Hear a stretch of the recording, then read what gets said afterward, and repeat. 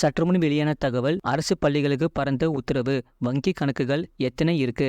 அது சொல்ல பார்க்க போகிறோம். நீங்கள் நம்ம சேனலும் சப்ஸ்கிரைப் பண்ண மாதிரினா மறக்காமல் லைக் பண்ணிக்கோங்க, சப்ஸ்கிரைப் பண்ணிக்கோங்க. வாங்க வீடியோக்குள்ள போகலாம். தமிழ்நாடு அரசு தொடக்க நடுநிலை பள்ளிகளில் வங்கி கணக்குகள் பராமரிப்பு தொடர்பாக தொடக்க கல்வி இயக்குநரகம் முக்கிய அறிவுறுத்தல்களை வழங்கியுள்ளது. தொடக்க கல்வி இயக்குநரகம் சார்பில் அனைத்து மாவட்ட கல்வி அதிகாரிகளுக்கு அரசு தொடக்க நடுநிலை பள்ளிகளில் வங்கி கணக்குகள் பராமரிப்பு தொடர்பாக சுற்றறிக்கை ஒன்று அனுப்பப்பட்டுள்ளது.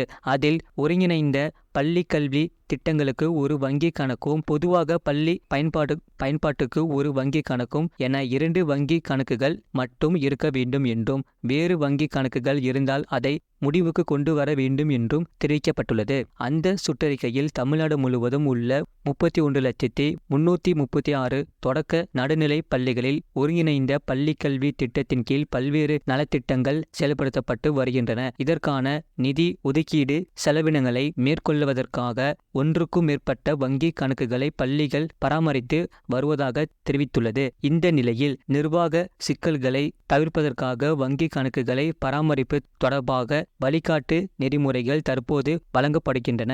அதன்படி தொடக்க நடுநிலை பள்ளிகளில் ஒருங்கிணைந்த பள்ளிக்கல்வி திட்டங்களுக்கு தனியாக வங்கி கணக்கு பயன்படுத்தப்பட வேண்டும். மேலும் பொதுவான பள்ளி பயன்பாட்டிற்கு தனியாக வங்கி கணக்கு வைத்துக் கொள்ள வேண்டும். இவ்விரு வங்கி கணக்குகள் தவிர்த்து வேறு இருப்பின் அவற்றை முடிவுக்கு கொண்டு வந்து அதில் உள்ள நிதியை பள்ளி பொதுவாக வங்கி கணக்கில் வரவு வைத்து பராமரிக்க வேண்டும். இந்த வழிமுறைகளை பின்பற்றி செயல்பட அனைத்து பள்ளிகளின் தலைமை ஆசிரியர்களுக்கும் அந்தந்த மாவட்ட கல்வி அதிகாரிகள் உரிய அறிவுறுத்தலை வழங்க வேண்டும் என தெரிவிக்கப்பட்டுள்ளது. இதுபோன்ற செய்திகளை உடனுக்குடன் அறிந்து கொள்ள மறக்காம சேனலை சப்ஸ்கிரைப் செய்யுங்கள், மற்றவர்களுக்கு தெரியப்படுத்த ஷேர் செய்யுங்கள்.